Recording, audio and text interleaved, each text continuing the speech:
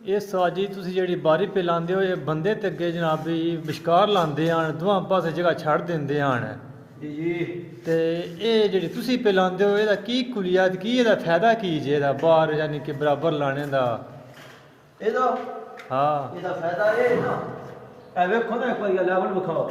ਅੱਛਾ ਐਵੇਂ ਦੇ ਬਾਰੀ ਬਰਾਬਰ ਹੈ ਜੀ ਬਰਾਬਰ ਹੈ ਜਨਾਬ ਇਹ ਵੇਖੋ ਇੱਥੇ ਜੀ ਹਾਂ ਠੀਕ ਹੋ ਬਰਾਬਰ ਗਿਆ। ਹੈ, ਠੀਕ ਹੋ ਇੱਥੇ ਗਿਆ ਵੇਖੋ ਇਹ ਬਰਾਬਰ ਹੋ ਗਿਆ ਜਨਾਬ ਇਹ ਇੱਥੇ ਵੇਖੋ ਇਹ ਲੋ ਜਨਾਬ ਠੀਕ ਬਰਾਬਰ ਹੋ ਹੋ ਗਿਆ। ਗਿਆ ਦੇਖਦੇ ਪਏ ਹੋ ਜੀ ਹਾਂ ਇਹ ਇੱਥੇ ਵੇਖੋ ਇਹ ਜੀ ਠੀਕ ਹੋ ਬਰਾਬਰ ਹੋ ਗਿਆ। ਬਰਾਬਰ ਹੈ ਜਨਾਬ ਇੱਥੇ ਉਹ ਜਿਹੜਾ ਪਲਸਤਰ ਕਰਾਂਗੇ ਨਾ ਇਹਦੇ ਨਾਲ ਅੱਛਾ ਇਹਦੇ ਨਾਲ ਇੱਥੇ ਬਾਹਰ ਬਿਲਕੁਲ ਬਰਾਬਰ ਆ ਜਾਏਗਾ। ਅੱਛਾ ਇਹ ਬਾਰੀ ਹੁਣ ਅਸੀਂ ਫੇਟ ਕਰ ਰਹੇ ਹਾਂ ਅੱਗੇ ਖੋਲੀ ਸੀ ਇੱਕ ਜਗ੍ਹਾ ਰੱਖੀ ਸੀ ਵਿੱਚ ਖਾਲੀ। ਅੱਛਾ ਇੱਕ ਤੇ ਇਹਦਾ ਫਾਇਦਾ ਇਹ ਵੇ ਕਿ ਇਹ ਇੱਥੋਂ ਜਿਸ ਟਾਈਮ ਬਾਹਰ ਬਰਾਬਰ ਹੋ ਜਾਂਦਾ ਨਾ ਪਲਸਤਰ ਇੱਥੋਂ ਅੰਜ ਇਹਦੀ ਅੱਛਾ। ਬਿਲਕੁਲ ਇਹ ਨਹੀਂ ਸਹੀ ਹੋਏਗਾ ਬਿਲਕੁਲ ਬਾਰੀ ਬਰਾਬਰ ਲੱਗੀ ਖੂਬਸੂਰਤੀ ਬਣ ਜਾਏਗੀ। ਅੱਛਾ। ਸੋਹਣਾ ਲੱਗੇਗਾ ਕੰਮ ਮਜ਼ਬੂਤ ਹੋ ਜਾਏਗਾ। ਠੀਕ ਹੋ ਗਿਆ ਦੂਜਾ ਇਹਦਾ ਫਾਇਦਾ ਇਹ ਵੇ ਇਹ ਅੰਦਰ ਦੀ ਸਾਈਡ ਤੋਂ ਨਜ਼ਰ ਕਰਨੇ ਆ।